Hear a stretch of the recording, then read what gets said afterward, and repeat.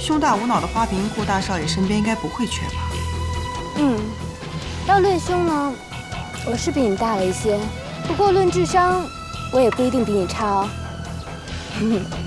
只要顾大少不瞎，我相信你一定没机会的。哼，这么自信啊！希望你能笑到最后。那我们拭目以待喽。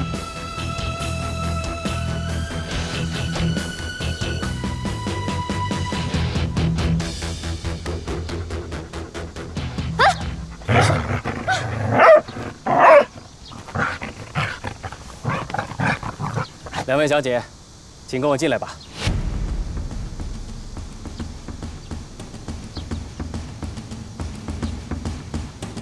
西城啊，你在这2位姑娘里面选一个做你的妻子。奶奶，您这是给我出难题呀！一个美艳，一个清丽，我还真是不好选呢。我不是跟你说了吗？她们各方面的条件都很好，你选吧。奶奶的眼光我放心，您选的人一定是最优秀的。哎，我倒有个想法，方叔，咱们家泰娜还没吃饭吧？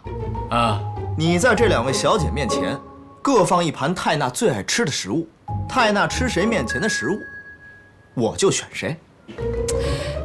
你这孩子，你又胡闹什么呢你？哎，奶奶你就别管了，反正不管怎么样，我给你选一个出来就是了。方叔，快去啊！哎，是。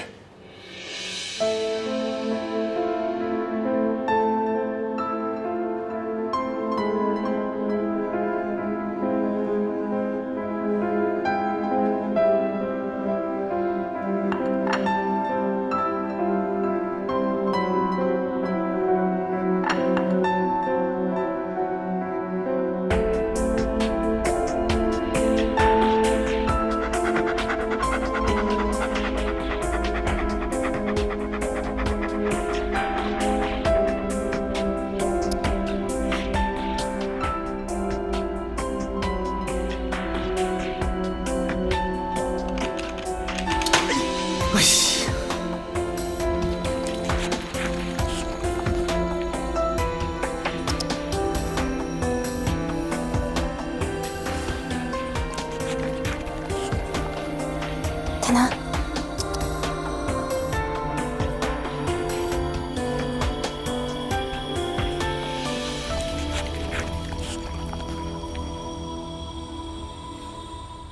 看来我们家的泰娜不喜欢这位小姐。